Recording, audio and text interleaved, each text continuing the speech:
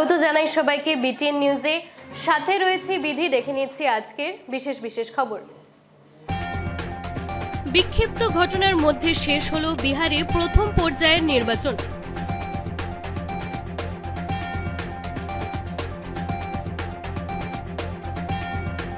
কাছাড়ে ফের গ্রেফতার ভুয়ো চিকিৎসক, সংখ্যা দাঁড়ালো 18।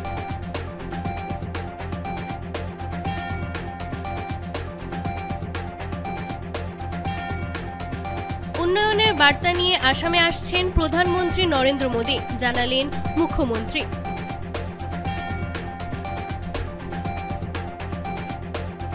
সন্তানহীনতায় ভুক্তভোগীদের জন্য সুখবর।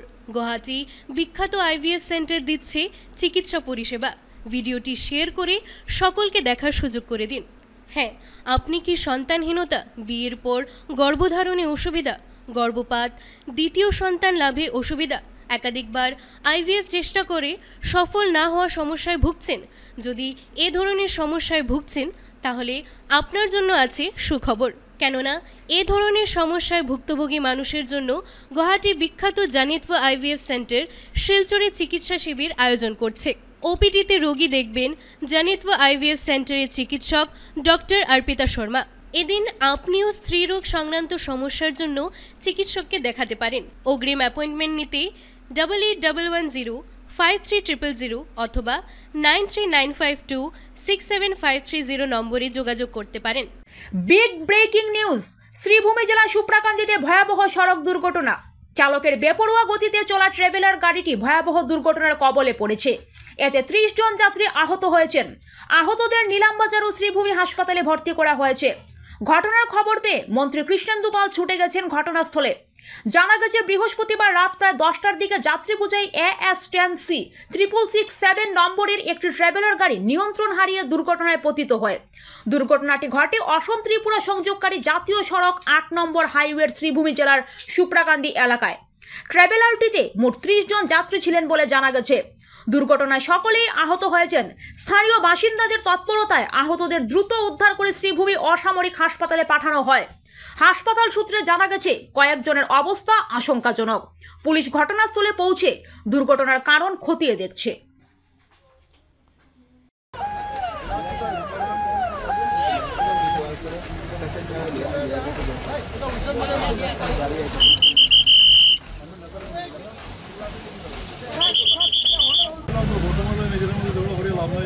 ঠিক আছে, কি অ্যাক্সিডেন্ট হয়েছে, অ্যাক্সিডেন্টের সবাই যাতে মানে মোটামুটি ট্রিটমেন্ট পায় আর ইয়ে করে দেওয়া। বাকি আমার অলরেডি অফিসার আইয়েছেন, এখানে আমাদের সব ইয়ে করে দিবা। ঠিক আছে, রাস্তা ব্লক করে লাভ নেই।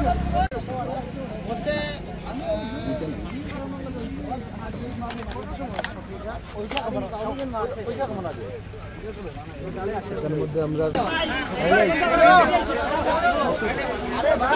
আইসি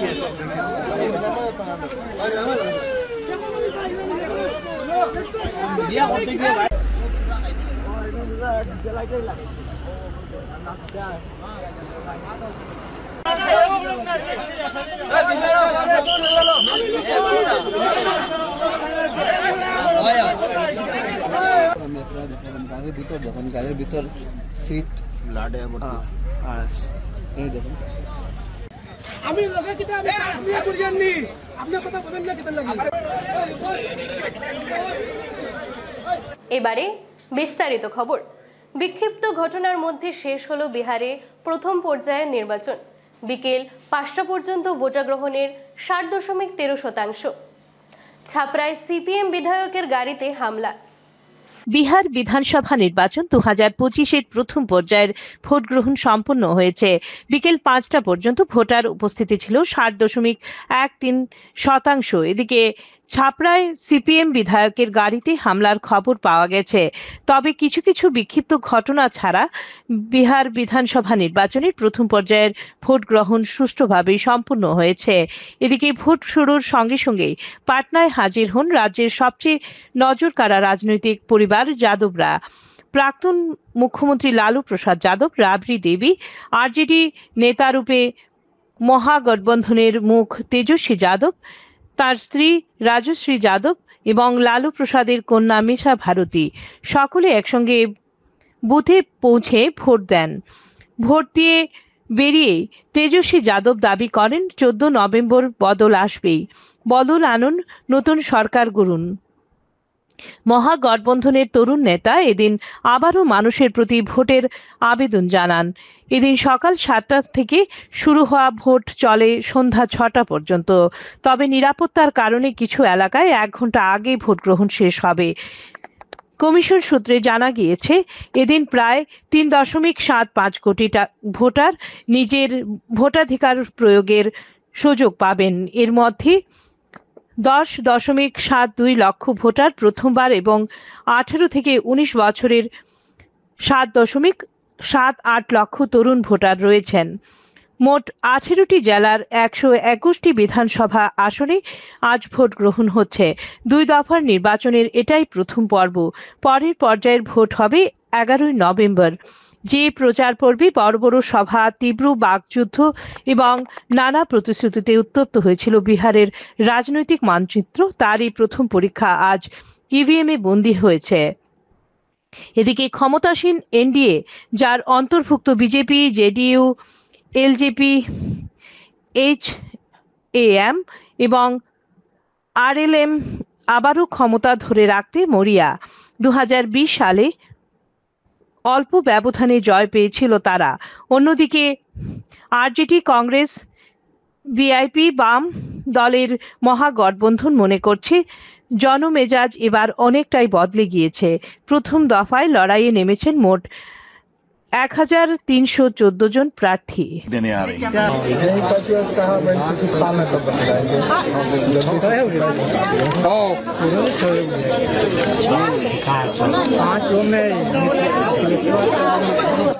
रोजगार के लिए, अस्पताल के लिए, तो बिहार में मुझे लगता है कि सरकार जब तक नहीं बदलेगी तब तक आप बेहतर विकास नहीं सोच सकते हैं। तो पहले आप अपने आप को बदलो और सरकार बदलो, तभी जाके बेहतर आप विकास सोच सकते हो। कौन मेरे पे टिप्पणी कर रहा है, कौन मेरे पे क्या कर रहा है, उससे बिहार का विकास का कोई लेना देना नहीं है। तो मैं चाहता हूं कि बातें हम कम करें और हम अपने बच्चों के भविष्य के लिए क्या बेहतर किए हैं और सरकार ने क्या बेहतर दिया है उस पर चर्चा करें, तो शायद सरकार को भी समझ में आएगा। आज जितने भी प्रशासनिक लोग यहाँ पे हैं, इनका 2004 से पेंशन नहीं मिलता। बताइए कितनी दुख की बात है कि अपने बच्चों को जब रिटायर होंगे तो क्या जवाब देंगे। इनका जब पोस्टिंग होता है तो घर से कम 200 किलोमीटर दूर हो जाता है। ये कम से कम 60 किलोमीटर के अंदर होती तो शायद ये अपने बच्चों से हर दिन मिल भी लेते और अब अपने बच्चों को बेहतर संस्कार भी दे पाते और शिक्षा भी दे पाते। मेरा आखिरी सवाल है।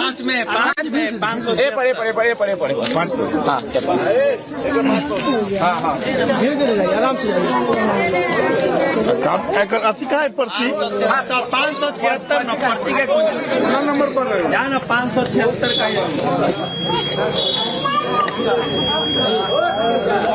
वैसे न तू कढ़ाई की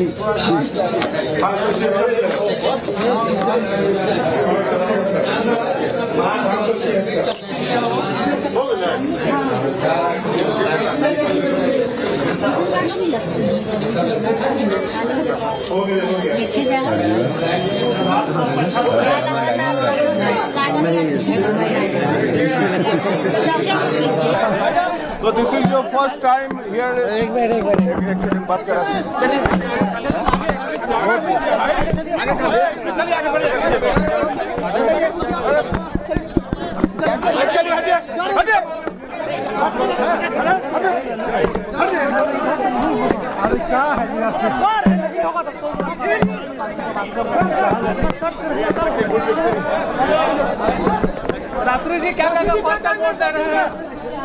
ভুয়ো চিকিৎসকদের বিরুদ্ধে অভিযান অব্যাহত রেখেছে কাছাড় পুলিশ। বুধবার রাতে আরও এক ভুয়ো ডাক্তারকে গ্রেফতার করেছে পুলিশ। এ নিয়ে জেলায় ভুয়ো চিকিৎসকদের গ্রেফতারের সংখ্যা দাঁড়িয়েছে 18। ভুয়ো চিকিৎসকদের বিরুদ্ধে অভিযান অব্যাহত রেখেছে কাছাড় পুলিশ। বুধবার রাতে আরও এক ভুয়ো ডাক্তারকে গ্রেফতার করেছে পুলিশ। নাম শেখর আচার্য। এ নিয়ে জেলায় ভুয়ো চিকিৎসকের গ্রেফতারের সংখ্যা দাঁড়িয়েছে 18। গোপন সূত্রের খবরের ভিত্তিতে লক্ষ্মীপুর পুলিশ শেখর আচার্য নামে এক ব্যক্তিকে তার পয়লাপুল এলাকার বাড়ি থেকে আটক করে। অভিযোগ, শেখর আচার্য বৈধ যোগ্যতা বা নথিপত্র ছাড়াই নিজের বাড়িতে রোগীদের চিকিৎসা দিচ্ছিলেন। অভিযানের সময় বিভিন্ন নথি, ওষুধ ও চিকিৎসা সরঞ্জাম উদ্ধার করা হয়। উদ্ধার হয়েছে ইন্ডিয়ান কাউন্সিল অব অল্টারনেটিভ মেডিসিনসের একটি সনদপত্র। আমাৰ এটা লক্ষীপুৰ পিএছ আণ্ডাৰত লাবক যোনটো আছে পাইলাপুল লাবক ৰোডত এটা যোনটো আমাৰ চলি আছে বহুত মাহৰ পৰা ফেক ডক্টৰ অপাৰেশ্যন এটা চলিছিলে। তাতে আমি এজন ব্যক্তিক এৰেষ্ট কৰিছোঁ। তেখেতৰ নাম হ'ল শেখৰ আচাৰী। তেখেতৰ ঘৰ পাইলাপুল লাবকতে হয়। তো আমি কিছুমান নথি পত্ৰ পাইছোঁ, তেওঁৰ ষ্টেম্প পাইছোঁ আৰু ডকুমেণ্টছ কিছুমান পাইছোঁ। সেইমতে আমি এটা কেছ ৰেজিষ্টাৰ কৰিছোঁ।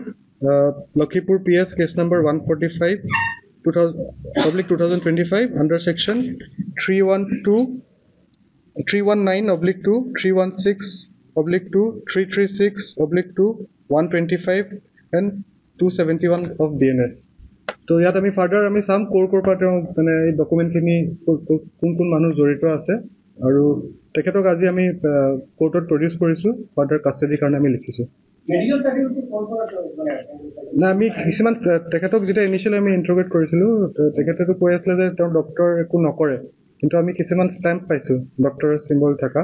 তো এইখিনি আমি ফাৰ্ডাৰ ইনভেষ্টিগেশ্যন আপোনালোকক জনাম। Case number 18।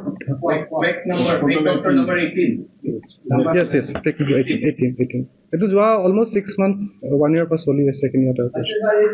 উন্নয়নের বার্তা নিয়ে ডিসেম্বর ও জানুয়ারিতে আসবেন আসামে প্রধানমন্ত্রী নরেন্দ্র মোদী। আসছেন কেন্দ্রীয় স্বাস্থ্যমন্ত্রী অমিত শাহ এবং অর্থমন্ত্রী নির্মলা সীতারামন, জানালেন মুখ্যমন্ত্রী। উন্নয়নের বার্তা নিয়ে চলতি বছরের ডিসেম্বর ও 2026-এর জানুয়ারিতে দুবার আসামে আসবেন প্রধানমন্ত্রী নরেন্দ্র মোদী। আজ সাংবাদিকদের সঙ্গে আলোচনায় রাজ্যের মুখ্যমন্ত্রী হিমন্ত বিশ্ব শর্মা একথা জানান। তিনি আরও বলেন, কেন্দ্রীয় স্বরাষ্ট্রমন্ত্রী অমিত শাহ এবং অর্থমন্ত্রী নির্মলা সীতারামনও একাধিক উন্নয়নমূলক প্রকল্পের কাজের সূচনা করতে রাজ্য সফরে আসছেন। বলেন, প্রধানমন্ত্রী নরেন্দ্র মোদী ডিসেম্বর ও জানুয়ারিতে রাজ্য সফরে আসছেন। একই সঙ্গে কেন্দ্রীয় স্বরাষ্ট্রমন্ত্রী অমিত শাহ ডিসেম্বর অথবা জানুয়ারির প্রথম দিকে আসাম সফরে আসবেন। এদিকে মুখ্যমন্ত্রী আরও বলেন, এর আগে কেন্দ্রীয় প্রতিরক্ষা মন্ত্রী রাজনাথ সিং আসাম সফর করবেন। এদিকে কেন্দ্রীয় অর্থমন্ত্রী নির্মলা সীতারামন আগামী কাল 7 নভেম্বর শুক্রবার আসাম সফরে আসছেন। তিনি বিভিন্ন প্রকল্প জনগণের উদ্দেশ্যে উৎসর্গ করবেন বলে জানান মুখ্যমন্ত্রী বলেন, আমরা অত্যন্ত আশাবাদী যে আসামে তাদের ভ্রমণ রাজ্যটিকে আরো সমৃদ্ধ করবে। নহলে জানুৱাৰীৰ প্ৰথম ভাগত আহিব।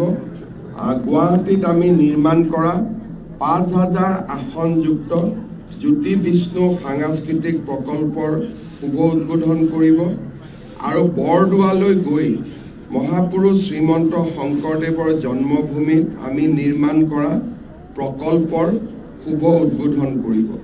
গৃহমন্ত্ৰী ডাঙৰীয়াই ভাৰতীয় জনতা পাৰ্টিৰ বুথ সমিতিসমূহৰ সভাপতিসকলৰো এখন সভা গুৱাহাটীত সম্বোধন কৰিব। নিৰ্মলা সীতাৰামন ডাঙৰীয়ানী অহাকালি গুৱাহাটীত আহিব। তেখেতে জাগিৰোডৰ ছেমি কণ্ডাক্টৰ প্ৰকল্পত অসমৰ প্ৰায় 300 গৰাকী উদীয়মান যুৱক যুৱতীৰ সৈতে কথা পাতিব। গুৱাহাটীৰ যি আমি জাহাজ চলাচলৰ বাবে বিশ্বমানৰ টাৰ্মিনেল নিৰ্মাণ কৰিছোঁ তাক শুভ উদ্বোধন কৰিব আৰু গুৱাহাটী ৰিভাৰ ফ্ৰণ্ট যি আমি ৰাজভৱনলৈ যোৱা পথত নিৰ্মাণ কৰিছোঁ তাৰ তেখেতে শুভ উদ্বোধন কৰিব। 8 তাৰিখে ৰাতিপুৱা তেখেত গহপুৰলৈ গৈ আমাৰ শ্বহীদ কনকলতা বৰুৱা বিশ্ববিদ্যালয় আধাৰশিলা স্থাপন কৰিব। 9 নৱেম্বৰ তাৰিখে কেন্দ্ৰীয় প্ৰতিৰক্ষা মন্ত্ৰী ৰাজনাথ সিং আহিব আৰু গুৱাহাটীত এয়াৰফ'ৰ্ছে পৰিৱেশন কৰিবলৈ লোৱা যি খুব উচ্চ মানৰ এৰ'শ্ব য'ত নেকি ৰাফেলৰ পৰা আৰম্ভ কৰি সুখৈৰ পৰা আৰম্ভ কৰি গোটেই বিমানসমূহক দেখুওৱা হ'ব, সেই ধৰণৰ এটা এয়াৰ শ্ব'ত তেখেতে অংশগ্ৰহণ কৰিব। কাছাড় পুলিশের সফল ড্রাগস বিরোধী অভিযান। কচুদরমে 6 কোটি টাকার ইয়াবা ট্যাবলেট সহ 2 পাচারকারী আটক। কাছাড় পুলিশের সফল অভিযান, বিপুল পরিমাণ ইয়াবা ট্যাবলেট সহ 2 যুবক আটক। গোপন সূত্রের ভিত্তিতে কাছাড় পুলিশ এক সফল অভিযানে প্রায় 20,000টি সন্দেহভাজন ইয়াবা ট্যাবলেট সহ 2 ব্যক্তিকে আটক করেছে। ধৃতরা হলো ইব্রাহিম হোসেন মজুমদার ও মকবুল হোসেন মজুমদার। তাদের বাড়ি কচুদরমের বিদ্রোহীপাড়া এলাকায়। কচুদরম এলাকায় পুলিশ ML 05AB 2463 নম্বরের একটি বাহন আটক করে তল্লাশি চালিয়ে 20,000 ইয়াবা ট্যাবলেট উদ্ধার করে। কাছাড়ের জ্যেষ্ঠ পুলিশ সুপার পার্থ প্রতিম দাস জানিয়েছেন, উদ্ধারকৃত মাদক দ্রব্যের কালো বাজারি মূল্য আনুমানিক 6.2 কোটি টাকা। এই ঘটনায় মাদক বিরোধী আইনে মামলা দায়ের করে পরবর্তী আইনি পদক্ষেপ গ্রহণ করা হয়েছে। কৰাৰ পিছত তাতে আমি 20,000 ইয়াবা টেবলেট পাইছো, 2টা আইফোন পাইছো আৰু স্কুটি এখন আৰু Hyundai i10 গাড়ীখন আমি সিজ কৰিছো। আৰু ইয়াৰ লগতে আমি 2জন মানুহ আটক কৰিছো। এজনৰ নাম ইব্ৰাহিম হোসেন মজুমদাৰ আৰু মকবুল হোসেন মজুমদাৰ, 2জন কচুধৰমতে ঘৰ হয়। ইয়াৰ বাহিৰে যোনখিনি আমি সিজ কৰিছো আইটেমখিনি টোটেল মাৰ্কেট ভ্যালু around 6.2 crore হয়। আৰু ইয়াৰ মতে আমি এটা কচুদৰম PS কেছ নম্বৰ 47/2025 ৰেজিষ্টাৰ কৰিছো under সেকশনছ of 22C, 25 and 29 of NDPS Act। আৰু ইয়াতে আমি এটা চাম যে ফৰৱাৰ্ড এণ্ড বেকৱাৰ্ড লিংকেজৰ যোনখিনি মানুহ ইনভলভ আছে আৰু যোনখিনি ফাইনেন্সিয়েল ট্ৰানজেকশ্যন আছে জড়িত মানুহ, সেইটো ফাৰ্ডাৰ ইনভেষ্টিগেশ্যনত আমাৰ আহিব। টেবলেটখিনি জেনেৰেলি মিজোৰামৰ পৰা অনা যায়, তো এতিয়া লোকেলি আমি ধৰিছোঁ, তো অলপ তদন্ত কৰিলে আমি মিজোৰামৰ পৰা অনা হৈছে এইখিনি। ইব্ৰাহিম হোসেন মজুমদাৰ আৰু মকবুল হোসেন মজুমদাৰ এতিয়া লোকেলিয়ে তেওঁলোকে চেল কৰিব আনিছিলে। তো কিন্তু এই লিংকেজটো ডেফিনেটলি ম্যানমাৰৰ লগতে আছে।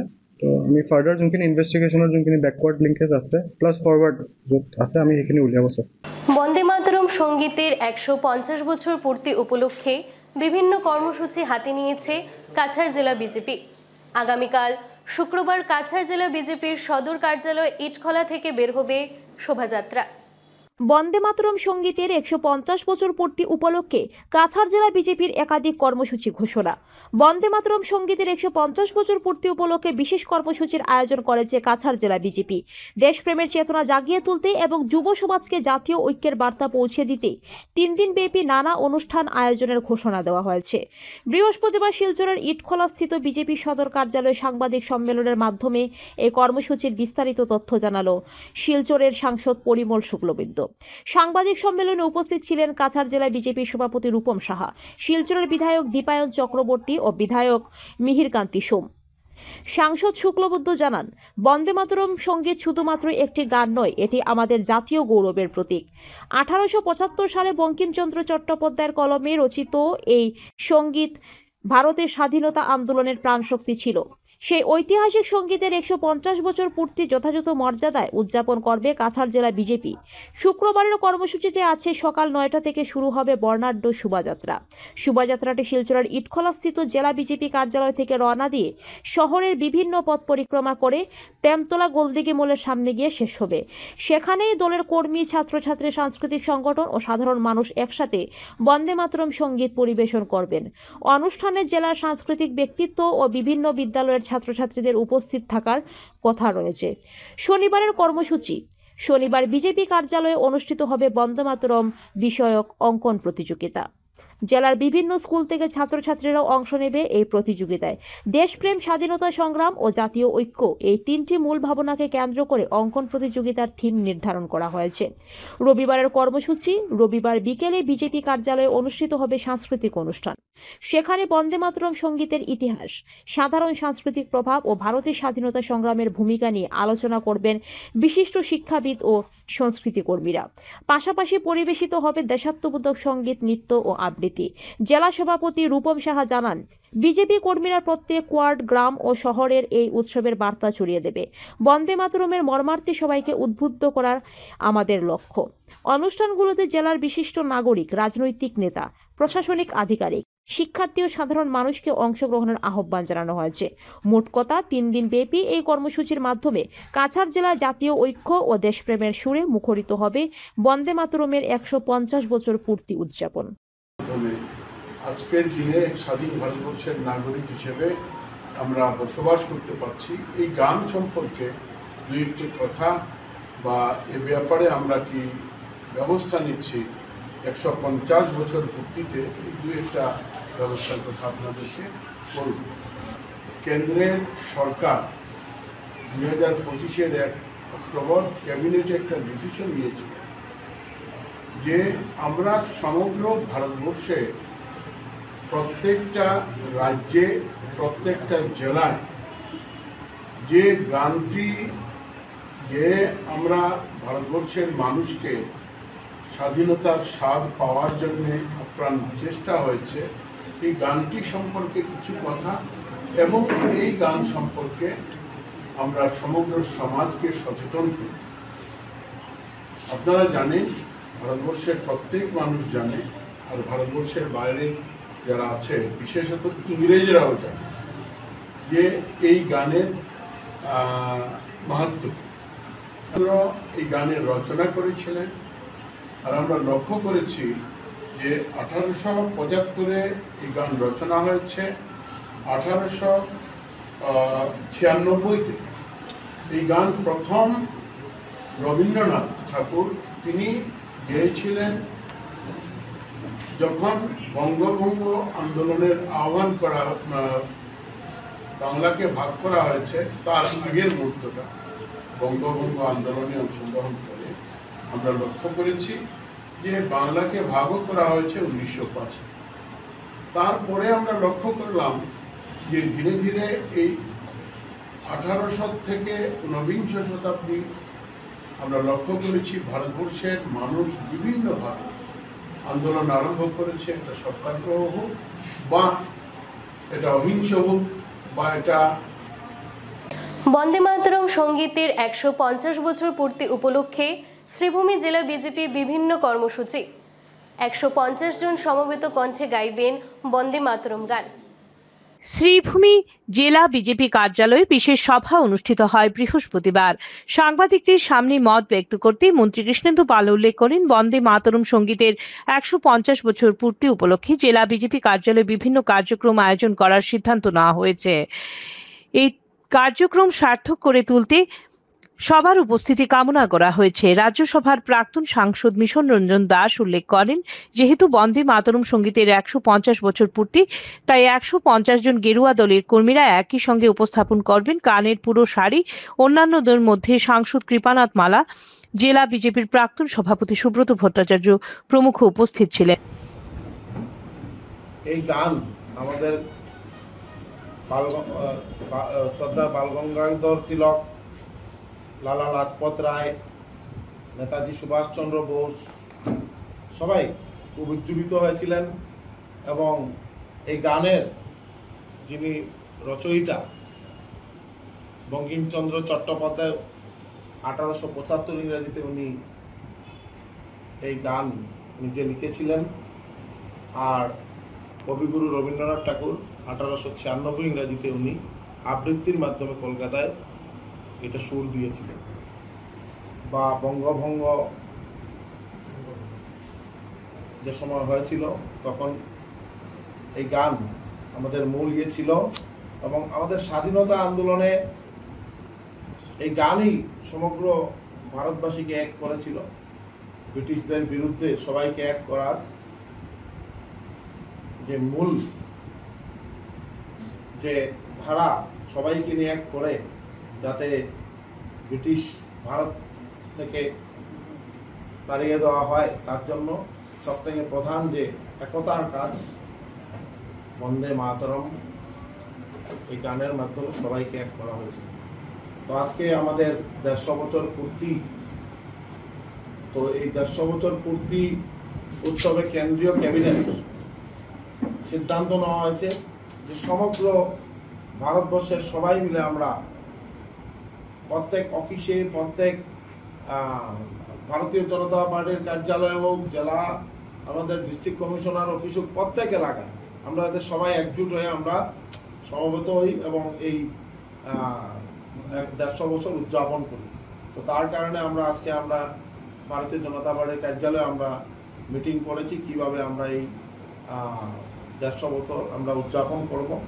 এবং আগামীকাল ডিস্ট্রিক্ট কমিশনার অফিসে আমি শ্রীভূমি জেলায় থাকব, আর আমাদের মাননীয় সাংসদ মহাশয় উনি হাইলাকান্দিতে, আমি ডিসির সঙ্গে আলোচনা করে সাংসদ হাইলাকান্দিতে থাকবেন।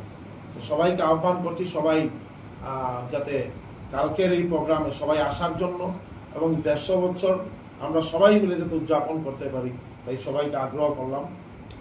আপনারা সবাই থাকবেন, আর শ্রীভূমি জেলার সবাইকে হাইলাকান্দি ও বরাকবতা বা সমগ্র আসামের ভারতবর্ষের সবাই কালকের এই দিনটা যাতে সবাই খুব সুন্দরভাবে আমরা উদযাপন করি বন্দে মাতরম গানের মাধ্যমে। বিশ্বকাপ জয়ের পর ভারতীয় মহিলা ক্রিকেট দলের সাথে দেখা করলেন প্রধানমন্ত্রী। মোদির সৌন্দর্যের রহস্য কি, প্রধানমন্ত্রীকে জিজ্ঞেস করলেন মহিলা ক্রিকেটার হারলিন দেওল। বিশ্বকাপ জয়ের পর ভারতীয় মহিলা ক্রিকেট দলের সাথে দেখা করলেন প্রধানমন্ত্রী নরেন্দ্র মোদী। সাক্ষাতের সময় ভারতীয় মহিলা ক্রিকেট টিমের সদস্য ও কোচের সঙ্গে আলোচনাকালে প্রধানমন্ত্রীর সৌন্দর্যের রহস্য কি, প্রধানমন্ত্রী নরেন্দ্র মোদীকে জিজ্ঞেস করেন মহিলা ক্রিকেটার হারলিন দেওল। এ নিয়ে কিছুক্ষণের জন্য প্রধানমন্ত্রী সহ উপস্থিত সবাই হেসে ওঠেন। এদিকে দেশের মাটিতে প্রথমবার বিশ্বকাপ জিতেছে ভারতের মহিলা দল। জয়ী দলকে সংবর্ধনা দিয়েছেন প্রধানমন্ত্রী নরেন্দ্র মোদী। শুভেচ্ছা অভিনন্দনে ভরিয়ে দিয়েছেন। বুধবার সন্ধ্যায় দিল্লিতে 7 নম্বর লোককল্যাণ মার্গে প্রধানমন্ত্রীর বাসভবনে গেলেন হরমনপ্রীত কৌরেরা। নমো লেখা জার্সি উপহার দিলেন ভারতের বিশ্বকাপ জয়ী মেয়েরা। সেই জার্সিতে বিশ্ববিজয়ী মেয়েদের সই রয়েছে। এদিকে মোদীর সঙ্গে সাক্ষাতের পরে ভাইস ক্যাপ্টেন স্মৃতি মান্ধানা জানিয়েছেন প্রধানমন্ত্রী তাদের প্রতি মুহূর্তে উৎসাহ দিয়েছেন, প্রেরণা জুগিয়েছেন। আইসিসি মহিলা ক্রিকেট বিশ্বকাপ 2025 ফাইনালে জয়ের জন্য এটিএম ভারতীয় মহিলা ক্রিকেট দলকে অভিনন্দন জানিয়েছেন। मेहनत इतनी की है, कमाल की मेहनत की है इन्होंने। हर प्रैक्टिस सेशन में उतनी ही इंटेंसिटी से खेले, हर प्रैक्टिस सेशन में उतनी ही होगा ना। सर इन लोगों ने हमें डांट दिया था, बोले शांत रहो थोड़ा।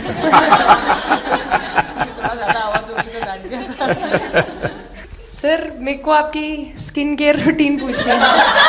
आप बहुत ग्लो करते हो सर।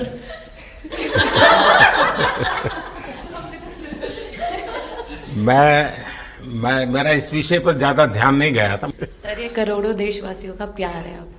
ये तो है ही है जी, ये बहुत बहुत बड़ी ताकत होती है समाज से इतना, क्योंकि अब मेरा सरकार में भी 25 साल हो गए हैं हेड ऑफ द गवर्नमेंट, तो ये लंबा समय होता है। उसके बाद भी इतने जब आशीर्वाद मिलते हैं तो उसका एक तो प्रभाव रहता है। सर आपने देखा सवाल कैसे आते हैं, अलग अलग कैरेक्टर्स हैं।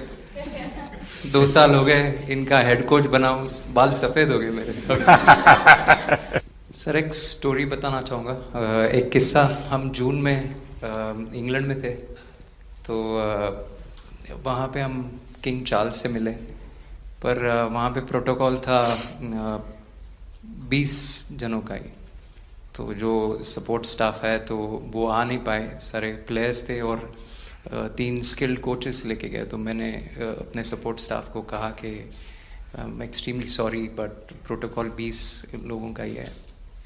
तो उन्होंने जैसे थोड़ा सा मैनिफेस्ट किया, मैं बोला ठीक है ये फ़ोटोग्राफ नहीं चाहिए हमें 4 नवंबर को या 5 नवंबर को मोदी जी के साथ फोटोग्राफ चाहिए, आज वो दिन जैसे मैनिफेस्ट। বঙ্গভঙ্গের প্রতিবাদে বিশ্বকবি রবীন্দ্রনাথ ঠাকুরের রচিত দেশাত্মবোধক গান আমার সোনার বাংলা আমি তোমায় ভালোবাসি, সেই সঙ্গীত পরিবেশনাকে বিজেপি সরকারের তরফে দেশদ্রোহী আখ্যা দেওয়ার বিরুদ্ধে তীব্র প্রতিবাদ শিলচরে। বঙ্গভঙ্গের প্রতিবাদে বিশ্বকবি রবীন্দ্রনাথ ঠাকুরের রচিত অমর দেশাত্মবোধক গান আমার সোনার বাংলা আমি তোমায় ভালোবাসি সেই সঙ্গীত পরিবেশনাকে বিজেপি সরকারের তরফে দেশদ্রোহী আখ্যা দেওয়ার বিরুদ্ধে তীব্র প্রতিবাদ জানানো হয় আজ শিলচরে। বুধবার বিকেলে শহরের শহীদ ক্ষুদিরাম মূর্তির পাদদেশে অনুষ্ঠিত হয় সমবেত সঙ্গীত পরিবেশন ও প্রতিবাদ সভা।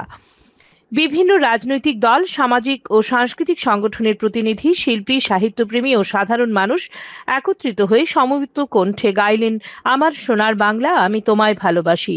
এই সমবেত সঙ্গীতের মাধ্যমে তারা সাম্প্রদায়িক বিভাজন ও সাংস্কৃতিক অবমাননার বিরুদ্ধে ঐক্যের বার্তা দেন।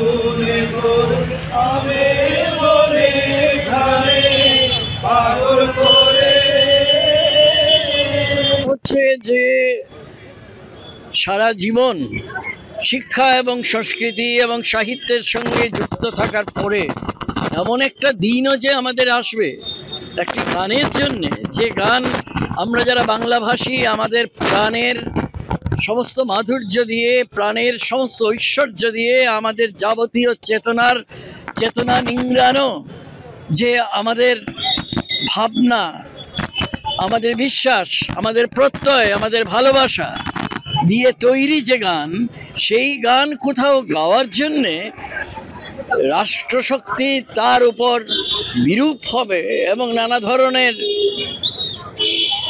আয়োজন করবে মানুষকে ভয় দেখানোর জন্যে, বিপদগামী করার জন্য, এটা আমরা ভাবতেই পারিনি। তো শিলচর শহরের আমরা যারা বাসিন্দা, আমরা মনে করি যে আমরা যারা বিশ্বাস রাখি মাতৃভাষায়, বিশ্বাস রাখি মাতৃভাষার চিরস্থায়ী বিজয়ে, আমাদের মনে হয়েছে যেটা আমাদের ঐতিহাসিক দায়িত্ব, যারা ভুল করছে তাদের ভুলটাকে চোখে আঙ্গুল দিয়ে দেখিয়ে দেওয়ার। গান গাওয়ার জন্যে কোথাও এ ধরনের কিছু হতে পারে আমরা কল্পনাও করি না। এটা সেই দেশে হতে পারে যে দেশে সংবিধানকে কেউ মানে না, সেই দেশে হতে পারে যে দেশে স্বৈরতন্ত্র কায়েম হয়েছে, সেই দেশে হতে পারে যেখানে গণতন্ত্রের কোনো দাম নেই। আমরা বিশ্বাস করি আমাদের ভারতবর্ষ এরকম দেশ নয়।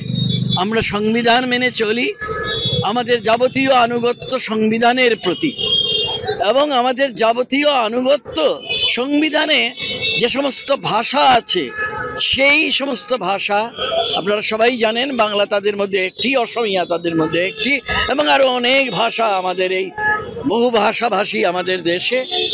সেখানে কোনো একটি ভাষার কোনো একটি গানকে কিংবা তার সংস্কৃতিকে অপমান করার অর্থ হচ্ছে সংবিধানকে অপমান করা। তাই আজকে আমাদের যে আয়োজন, এটা সংবিধানের মর্যাদা রক্ষারই আয়োজন, এটা শুধুমাত্র কোনো আবেগের আয়োজন নয়। আর সবচেয়ে বড় কথা, এর একটা ইতিহাস আছে।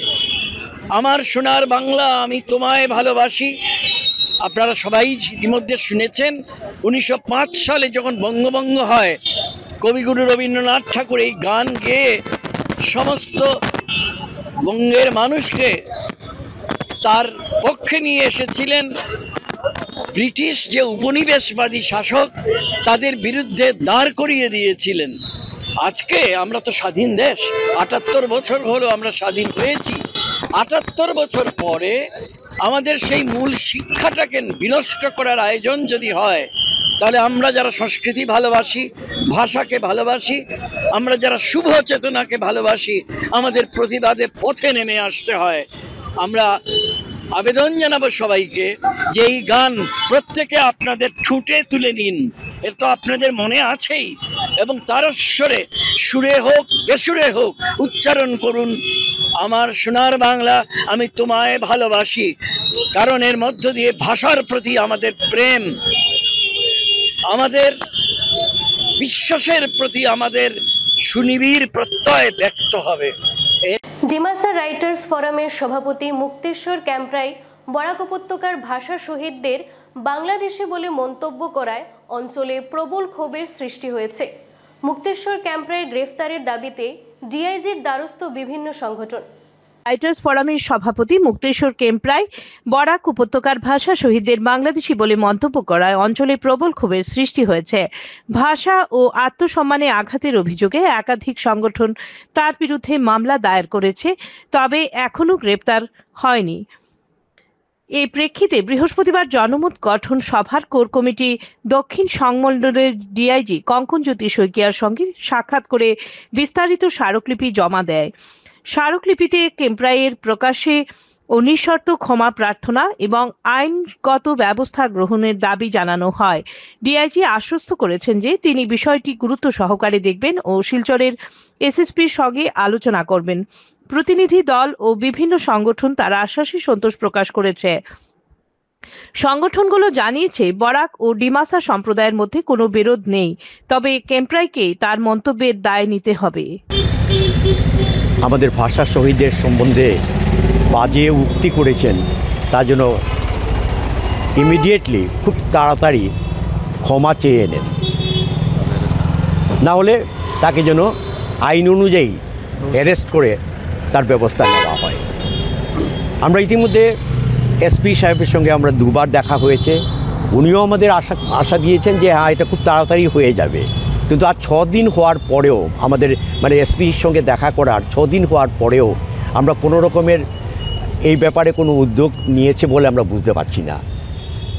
কিছুদিন আগে মুক্তেশ্বর ক্যাম্পরাই তার একটা ফেসবুক পোস্টে ক্ষমা চাওয়ার মতো একটা কিছু লিখেছেন, যেটা আমরা কোনোভাবে এটাকে মেনে নিতে পারছি না। উনি যেটা বলেছেন all Bengalis are not outsider, তো এই কথা বলার উনি কে? বাঙালি কে আউটসাইডার কে না? আমরা চেয়েছি ভাষা শহীদের সম্বন্ধে যে উনি আপত্তিকর মন্তব্য করেছেন, সেই আপত্তিকর মন্তব্যটা জন্য উনি যেন ক্ষমা চেয়ে নেন। কিন্তু দুর্ভাগ্যবশত আজকের দিন পর্যন্ত আমরা এই ব্যাপারে কোনো ক্ষমা চাওয়ার কোনো কিছু পাইনি ফেসবুকে।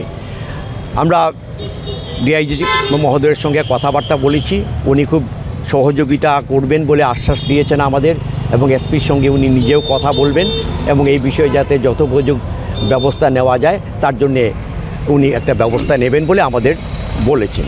এখন আমরা অপেক্ষা করব, আমরা আশা করব যেমন প্রশাসন যেন এই ব্যাপারে খুব তাড়াতাড়ি পদক্ষেপ নেয়, কারণ এই শহরের যারা আছেন সবাই বাসিন্দা, সবাই শহীদদের শ্রদ্ধার সঙ্গে স্মরণ করেন। এইভাবে শহীদদের অপমান কেউই সহ্য করতে পারবে না। গান্ধী ভবনে কাছাড় বিজেপির সাংগঠনিক সভা, উপস্থিত ছিলেন প্রভারী হরিশ দেবাদী। শিলচর গান্ধী ভবনে কাছাড় বিজেপি আহত এক সাংগঠনিক সভা অনুষ্ঠিত হয় বুধবার সন্ধ্যার পর। এদিনের এই সাংগঠনিক সভায় মুখ্য অতিথি হিসেবে উপস্থিত ছিলেন দলের প্রবাহী হরিশ দ্বিবেদী। সভার শুরুতেই হরিশ দ্বিবেদী গান্ধীর মূর্তিতে শ্রদ্ধার্ঘ্য অর্পণ করেন। এরপর সাংগঠনিক সভায় বক্তব্য রাখতে গিয়ে মুখ্য অতিথি হরিশ দ্বিবেদী দলকে উজ্জীবিত করার লক্ষ্যে কর্মকর্তাদের জনসম্পর্ক অভিযান চালিয়ে যাওয়ার উপর জোর দেন। তিনি বলেন, ভারতীয় জনতা পার্টি কর্মকর্তা কেন্দ্রিক দল, আর কর্মকর্তাদের অক্লান্ত পরিশ্রম দলকে ক্ষমতায় নিয়ে এসেছে। তাই কর্মকর্তাদের সঙ্গে নিয়ে নেতৃস্থানীয়দের এগিয়ে যাওয়ার পরামর্শ দেন তিনি। এদিনের সভায় মন্ত্রী কৌশিক রায়, সাংসদ পরিমল শুক্লবৈদ্য, জেলার প্রতিজন বিধায়ক সহ জেলা স্তরের পদাধিকারীরা উপস্থিত ছিলেন।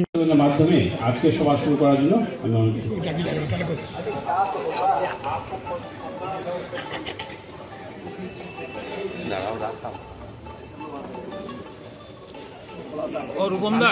রূপমদা একটু সাইড দিও, একটু সাইড দিও।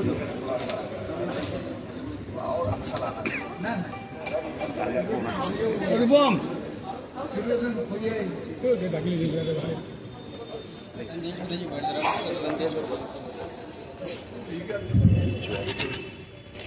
ঠিক আছে, তো দাম তো হইল না, টাইমটা হয়েছে না,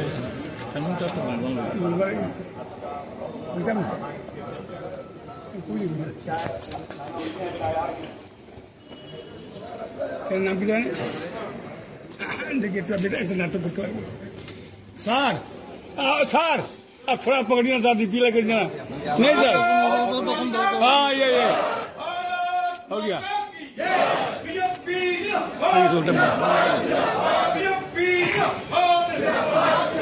फुल जाता है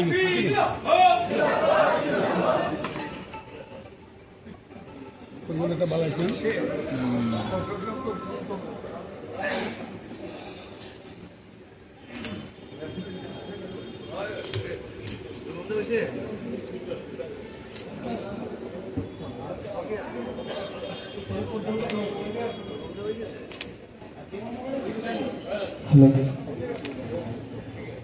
हेलो আরেকটা ইদার ভিতরে সব রাখি তো বিচে যাবে কিনা দিয়ে পিছন দিকে যাবে পিছন দিকে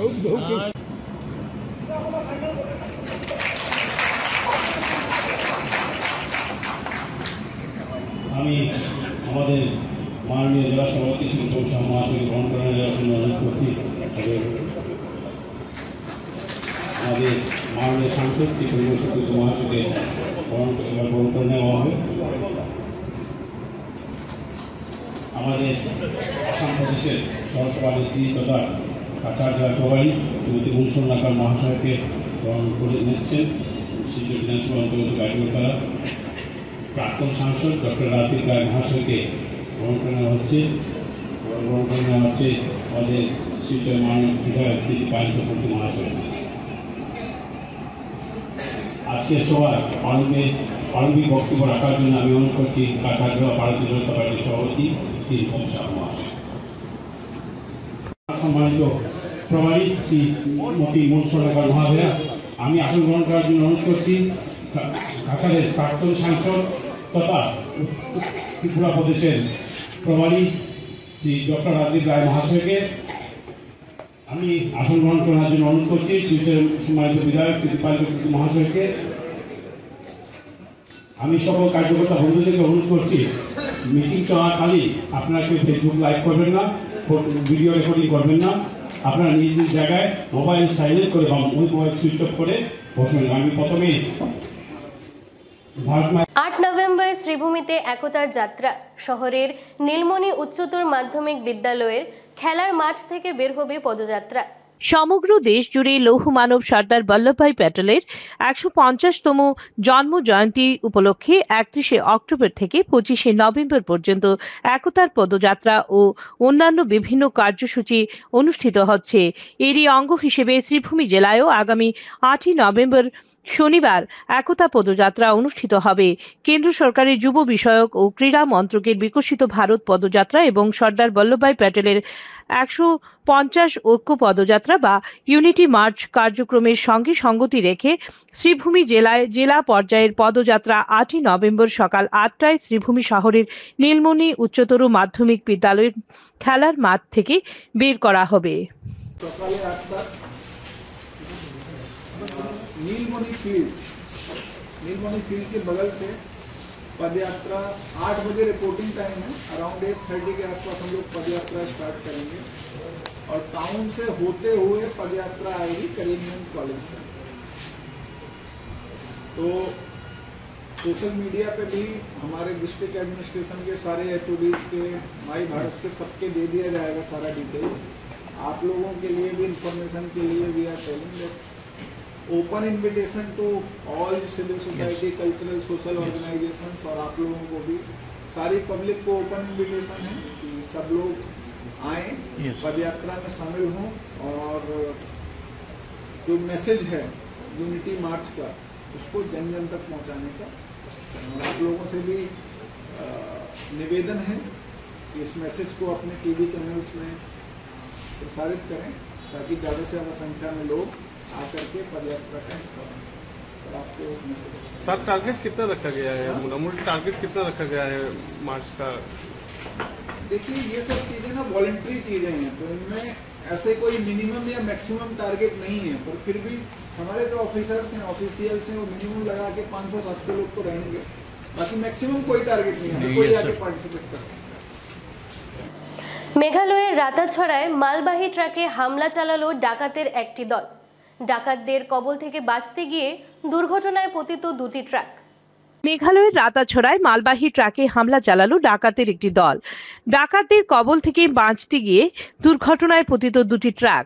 বুধবার রাতেই বরাক অভিমুখে আসা কয়েকটি ট্রাক আটকানোর চেষ্টা করে ডাকাতের দল। তবে ডাকাতদের কবল থেকে দ্রুতগতিতে পালানোর সময় নিয়ন্ত্রণ হারিয়ে দুটি ট্রাকের ভয়াবহ দুর্ঘটনা ঘটে।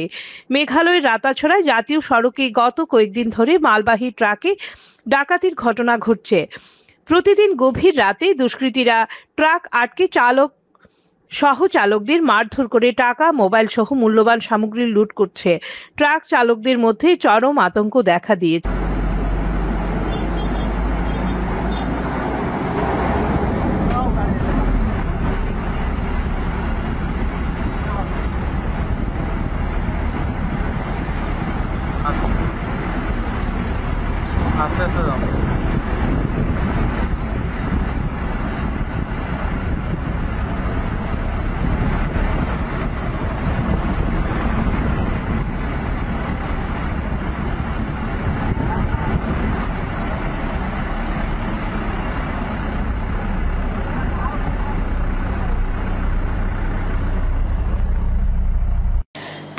স্বপ্ন নিয়ে সেনাবাহিনীর নিয়োগ পরীক্ষা দিতে গিয়ে বাড়ি ফেরা হলো না রাতাবাড়ির হরিণটিলা গ্রামের বছর 23-এর অমিত সিনহার।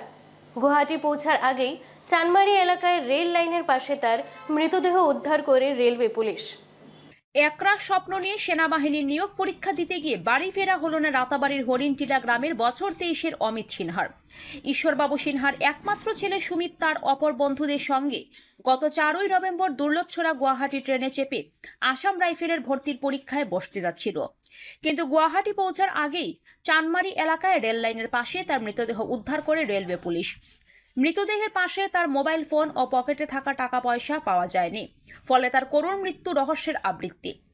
কোনো ছিনতাইকারীর খপ্পরে পড়ে তার মৃত্যু ঘটেছে বলে ধারণা করেছেন স্থানীয় জনগণ। বুধবার রাতে তার মৃতদেহ বাড়িতে আসার পর শোকের ছায়া নেমে আসে এলাকায়।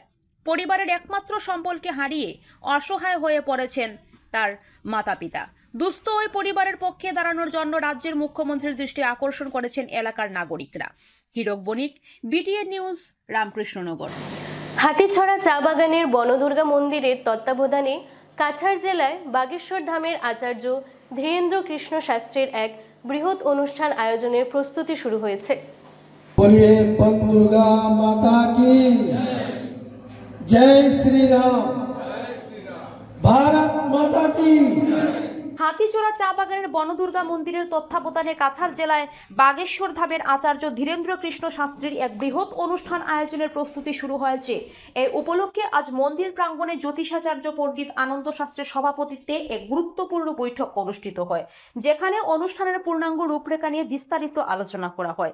বৈঠকের সূচনা করেন আচার্য রামেশ্বর শাস্ত্রী শঙ্খধ্বনির মাধ্যমে। পরে অতিথিদের ঐতিহ্যবাহী উত্তরীয় পরিয়ে সম্মান জানানো হয়। বিশ্ব হিন্দু পরিষদের আঞ্চলিক কর্মকর্তা পূর্ণচন্দ্র মণ্ডল বলেন, পরিষদ, বজরং দল, দুর্গা বাহিনী সহ সমস্ত হিন্দু সংগঠন এই অনুষ্ঠানকে ঐতিহাসিক করে তুলতে সক্রিয় ভূমিকা পালন করবে। উপস্থিত ছিলেন স্থানীয় বিধায়ক মিহিরকান্তি সোম, মিঠুন নাথ, শান্তনু নায়ক, মৃদুল মজুমদার, বিবেক পোদ্দার, প্রদীপ বণিক, ডক্টর রীতা সিং, হাতিছড়া চা বাগানের মহাপ্রবন্ধক মহেশ সিং, দিলীপ কুমার সহ বহু বিশিষ্ট ব্যক্তি মতামত প্রকাশ করেন। ডায়েরির প্রথম পাতার প্রথম নম্বরে নারদজির নাম লেখা রয়েছে। দেখে নারদজি আরো আনন্দিত হয়েছেন। তারপর একের পর এক পাতা উল্টাচ্ছেন, পাতা উল্টাতে উল্টাতে উল্টাতে উল্টাতে দেখছেন কোথাও ভরতজির নাম নেই, হনুমানজিরও নাম নেই। উনি নিজের নামে যতটা আনন্দিত হয়েছেন তার চেয়ে 4 গুণ আনন্দ বেশি পেয়েছেন এই দুজনের নাম না দেখে। এই স্থিতি, তা আনন্দ করতে করতে এসছেন। বলছে হ্যাঁ আমি গেছিলাম, দেখেছি, কিন্তু আপনাদের দুজনের নাম দেখিনি। বলছে আমাদের নাম ছিল না? বলছে না না ছিল না। তখন ভরত জিজ্ঞাসা করেছে আপনি কোন ডায়েরি দেখেছেন? বলছে কোন ডায়েরি কেন? ওনার কাছে তো বড় ডায়েরি ছিল। বলছে ওনার পকেটে একটা ডায়েরি আছে। বলছে পকেট ডায়েরি আছে নাকি? বলছে হ্যাঁ আছে। বলছে ওই ডায়েরির মধ্যেও নাম লেখা আছে, আপনি যান। নারদ আবার এসেছে, বলছে আচ্ছা আপনার কাছে কি পকেট ডায়েরি আছে? বলছে হ্যাঁ আছে। বলছে আমাকে একটু দেখাবেন? বলছে হ্যাঁ দেখাবো।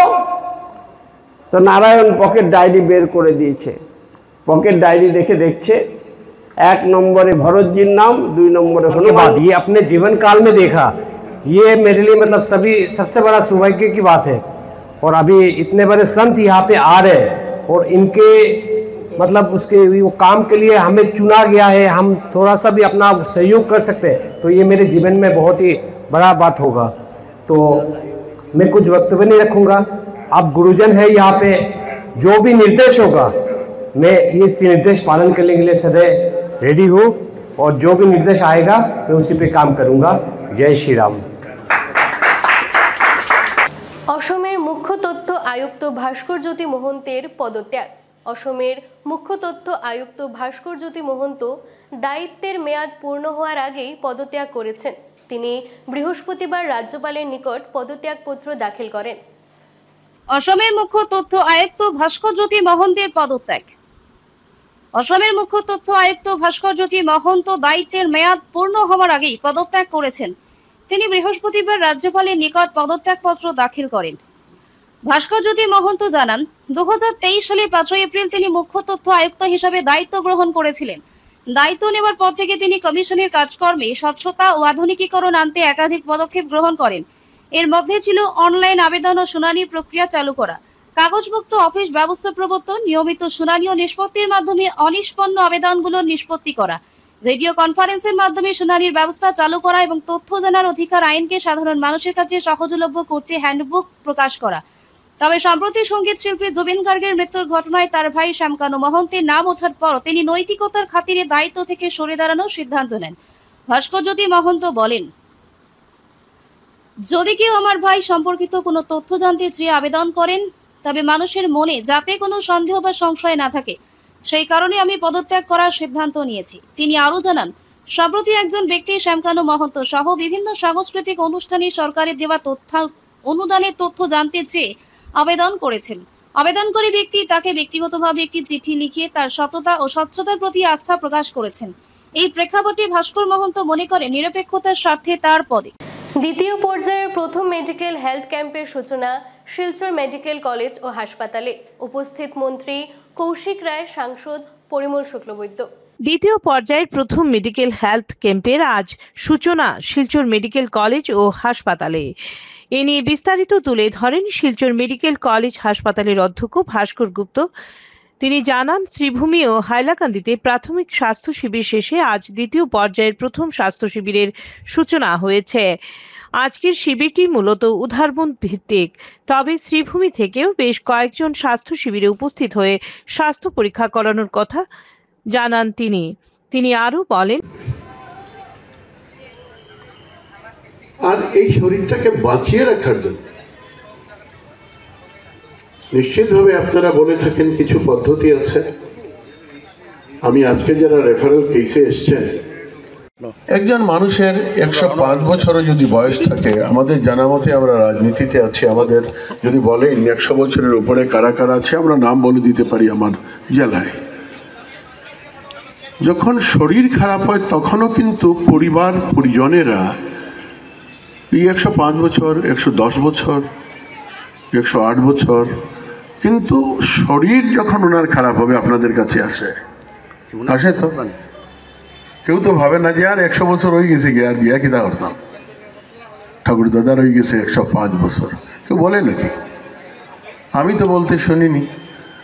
ঠাকুর দাদার বয়স যদি 108 বছরও হয়েছে তো তিনি কোনো না কোনো কারণে কষ্ট পাচ্ছেন, তো আপনাদের কাছে একটা পরামর্শের জন্য, একটা সাপোর্টের জন্য আসেন, আপনারা দিয়ে থাকেন। মানুষ যতদিন বাঁচে ততদিন কোনো না কোনো জায়গায় শরীর নামক এই অবয়বকে বাঁচিয়ে রাখার জন্য, সঠিক রাখার জন্যে চেষ্টা অব্যাহত থাকে। ফেজ 2 ক্যাম্প মানে দ্বিতীয় পর্যায়ের ক্যাম্প। প্রাথমিক পর্যায়ের ক্যাম্পগুলো আমাদের বাইরে হয়েছে, কাছাড়, শ্রীভূমি এবং হাইলাকান্দি ডিস্ট্রিক্টে। এখন অবধি আমাদের 11টা ক্যাম্প করা হয়েছে বাইরে। ওইখান থেকে যারা পেশেন্টকে সিলেক্ট করা হয়েছে শিলচর মেডিকেল কলেজে, ওদেরকে নিয়েই আজকের এই ফার্স্ট ক্যাম্পটা করা হচ্ছে। তো আজকে মেইনলি আমাদের উদারবন কনস্টিটিউশনসি থেকে পেশেন্ট আসছে, আর কিছু কিছু পেশেন্ট আমাদের করিমগঞ্জ থেকেও এসে গেছে, যেটাকে শ্রীভূমি বলা হচ্ছে। তো এখানে মানে কতজন রোগীরা এখানে অংশগ্রহণ করেছেন? তো আমাদের কাছে একটা লাইন লিস্ট এসেছে, মানে পেশেন্টের নামগুলো এসছে, ওইখানে আমাদের 390+ পেশেন্ট আজকে আসার কথা, যদিও NHM-এর স্ট্রাইক চলছে, এই জন্য একটু পেশেন্ট হয়তো একটু কম আসতে পারে, কিন্তু আমরা সব দিক থেকেই প্রস্তুত। আমাদের পরিকাঠামো ঠিক আছে, doctors, paramedical staff, nurse, security পার্সনের সবাই যার যার দায়িত্ব নিয়ে কাজ করছে। আচ্ছা স্যার, আজকে মানে অতিথি হিসাবে কে কে উপস্থিত ছিল? আজকে আমাদের প্রথম ক্যাম্পে ইনোগ্রেশন ছিল, এখানে মুখ্য অতিথি ছিলেন আমাদের শিলচরের MP স্যার। রাসলীলা অনুষ্ঠানকে কেন্দ্র করে দ্বিতীয় বৃন্দাবন ধামে পরিণত হয়েছে শ্রীভূমি জেলার পাথারকান্দির ওনামগাঁও। রাস পূর্ণিমার সন্ধ্যায় বিশেষ সন্ধ্যা আরতি সম্পন্ন হওয়ার পর শুরু হয় ঐতিহ্যবাহী চৌদহ বাদল মহাসংকীর্তন। পাথারকান্দি ওনামগাঁও যেন দ্বিতীয় বৃন্দাবন ধাম। মহারাসলীলা উৎসবের ভক্তিময় পরিবেশ। রাসলীলা অনুষ্ঠানকে কেন্দ্র করে দ্বিতীয় বৃন্দাবন ধামে পরিণত হয়েছে শ্রীভূমি জেলার পাথারকান্দির ওনামগাঁও। রাস পূর্ণিমা সন্ধ্যায় বিশেষ সন্ধ্যা আরতি সম্পন্ন হওয়ার পর শুরু হয় ঐতিহ্যবাহী 14 বাদল মহাসংকীর্তন, যেখানে অংশ নেয় মণিপুর, ত্রিপুরা ও স্থানীয় এলাকার 14 জন ঢোলবাদক। এরপর রাতে প্রায় 11টার সময় শুরু হয় মূল উৎসব শ্রী শ্রীকৃষ্ণের শারদীয় মহারাসলীলা, যার সমাপ্তি ঘটে বৃহস্পতিবার প্রভাতে। এই মহারাসলীলায় বৃন্দাবনের গোপীদের সঙ্গে শ্রীকৃষ্ণের লীলার কাহিনী, সঙ্গীত এবং নৃত্যের মাধ্যমে উপস্থাপন করেন বিভিন্ন শিল্পী। রাজ্য জুড়ে এখন রাস মহোৎসব উপলক্ষে উৎসবমুখর পরিবেশ। বরাক উপত্যকার বিষ্ণুপ্রিয়া মণিপুরী সম্প্রদায়ের মানুষও ভক্তিভরে শ্রীকৃষ্ণের রাস মহোৎসব পালন করছেন। বিশেষ করে শ্রীভূমি জেলার পাথারকান্দি অঞ্চলের বিষ্ণুপ্রিয়া মণিপুরী অধ্যুষিত গ্রামাঞ্চলে ছোট বড় পরিসরে রাস মহোৎসবের আয়োজন করা হচ্ছে। রাসলীলাকে কেন্দ্র করে পাথারকান্দি এলাকায় পরিণত হয়েছে দ্বিতীয় বৃন্দাবনে। ওনামগাঁওয়ের রাধামাধবজিউ দালান মন্দিরে পালিত এই ঐতিহাসিক রাস মহোৎসব এবারে পদার্পণ করেছে 88তম বছরে। বৃহত্তর বিষ্ণুপ্রিয়া মণিপুরী সম্প্রদায়ের অন্যতম প্রধান এই উৎসবকে কেন্দ্র করে জাতি, ধর্ম, বর্ণ নির্বিশেষে হাজারো ভক্তের সমাগমে মুখরিত হয়ে ওঠে ওনামগাঁওয়ের রাসলীলা প্রাঙ্গণ।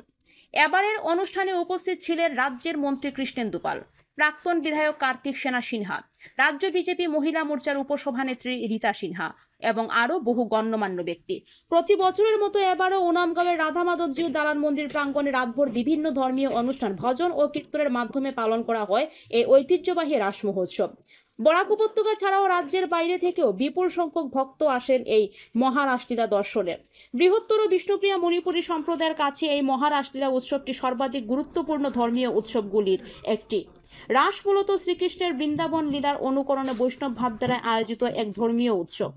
ভগবান কৃষ্ণের রসপূর্ণ ও তথ্য সমৃদ্ধ লীলাকে রাসলীলার মাধ্যমে জীবাত্মা থেকে পরমাত্মার মিলনের প্রতীক হিসেবে উপস্থাপন করা হয়, যা ভক্তি ও আধ্যাত্মিক প্রেমের এক অনন্য প্রকাশ। সুরজিৎ সেন ও শাকলিক চৌধুরী, BTN নিউজ, পাথারকান্দি। আজকের এই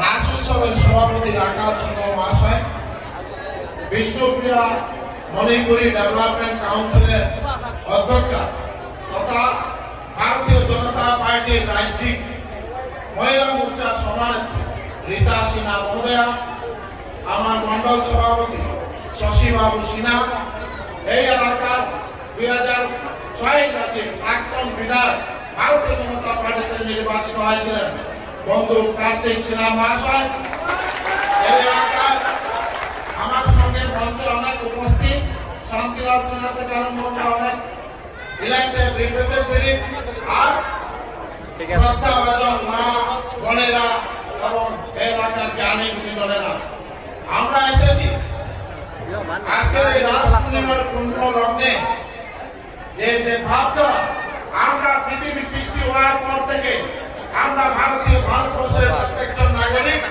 আমরা সনাতন ধর্মের, আমরা সবাই সনাতনী। আর আজকে যে বৈষ্ণব ধর্মের যে পরম্পরা বজায় রাখছেন তার জন্য আপনাদের সবাইকে প্রথমে আমি প্রণাম জানাই, ধন্যবাদ এবং কৃতজ্ঞতা জ্ঞাপন করছি। বিশেষ করে রাস পূর্ণিমা আমাদের এখানে যে রাস উৎসবের যে মাহাত্ম, শ্রীকৃষ্ণ এবং রাধিকা বা গোপীরা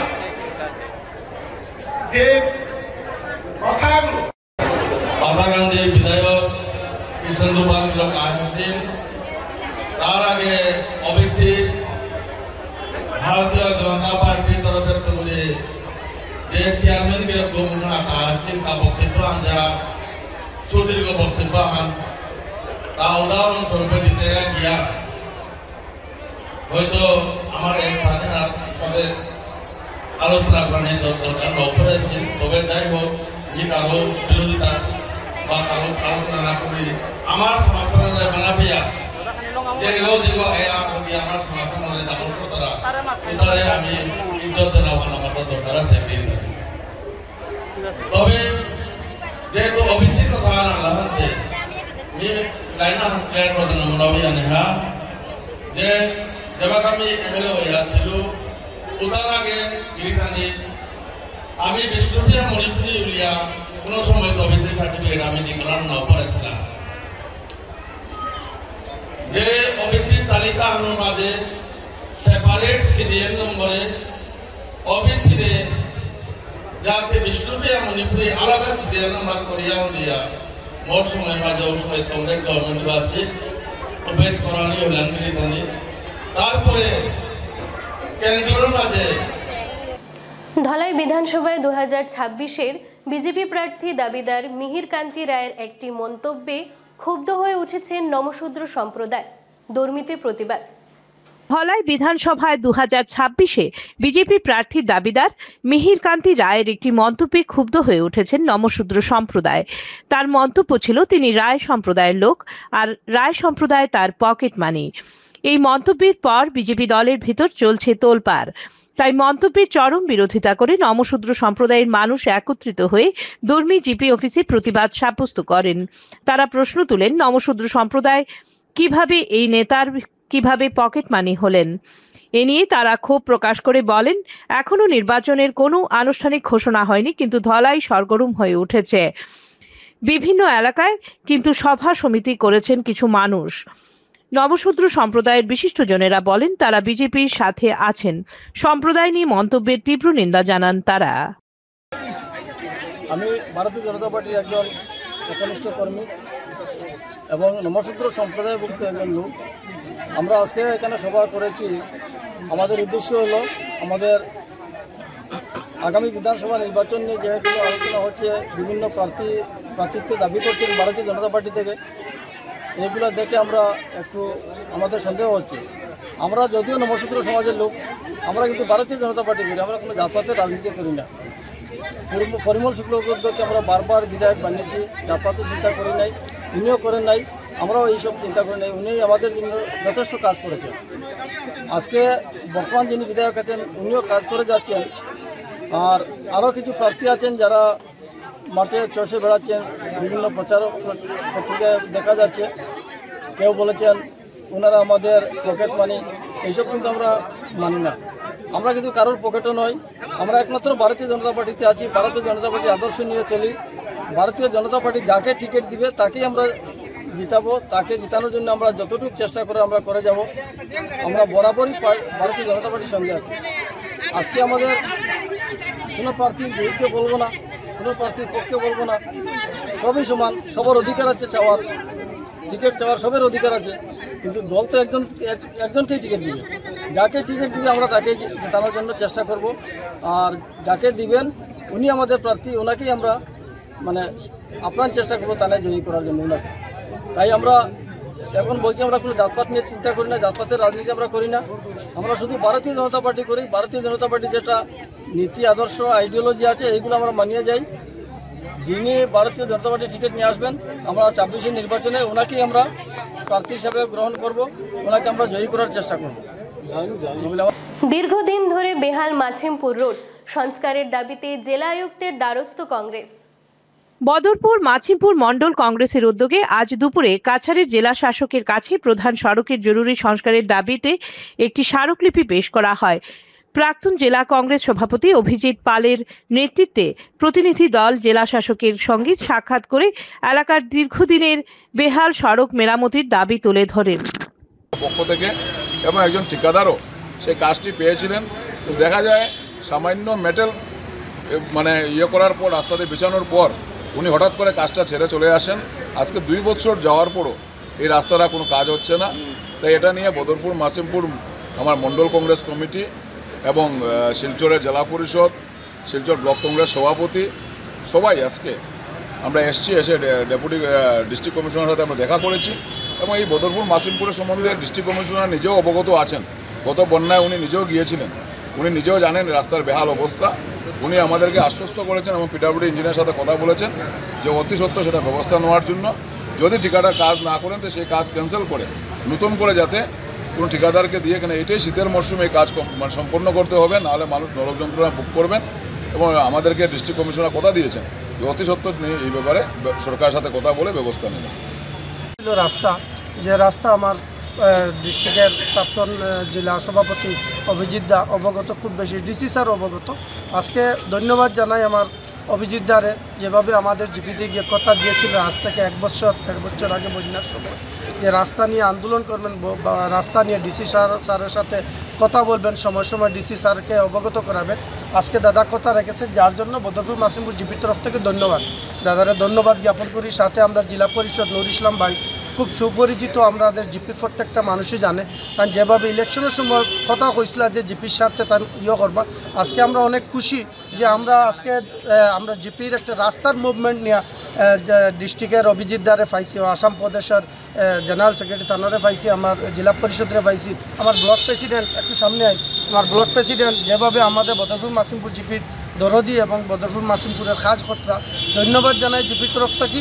যা এইভাবে যদি আগামী দিনে আমরা পাশে আমরা এইরকম মূল্যবান সম্পদ যদি 3 জনরে পাই তো আমরা বহুত খুশি। আমরা বদরপুর মাসিমপুর জিপির সবার পক্ষ থেকে আন্তরিক ধন্যবাদ জানাই। সমস্যা তো থাকবো, সমস্যার সমাধানও হইব। আজকে আমার স্যারদের যেভাবে ডিসি স্যারে অবগত করাইছেন রাস্তা এই মৌসুমে যে কোনো মুভমেন্ট একটা সলিউশন করিয়া দিবা, এর লাগে আমার অভিজিৎদার অনেক মেহনত। আমার সবসময় যোগাযোগ করেন রাস্তার ব্যাপারে, খবরাখবর নেন। আমার জেলা পরিষদ স্যার সেম আমরা খবরাখবর নেন। আর বিশেষ করে আপনার কাছে আমরা জানাই আর বদরপুর মাসিমপুর যেসব সমস্যা নিয়ে আপনারা জর্জরিত, বদরপুর মাসিমপুর মানুষ আমরা আছি, আপনারা কথা এই এরার কাজ পর্যন্ত পৌঁছানি। প্রত্যেকটা কাজের সমাধান আছে, প্রত্যেকটা কাজের সমস্যার সমাধান হইব।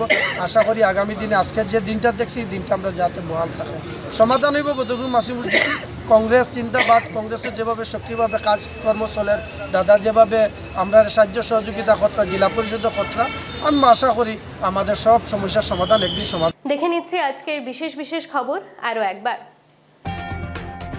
বিক্ষিপ্ত ঘটনার মধ্যে শেষ হলো বিহারে প্রথম পর্যায়ের নির্বাচন।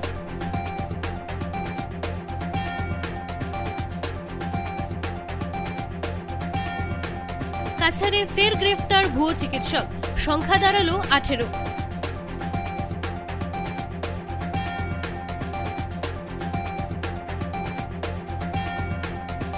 উন্নয়নের বার্তা নিয়ে আসামে আসছেন প্রধানমন্ত্রী নরেন্দ্র মোদী, জানালেন মুখ্যমন্ত্রী।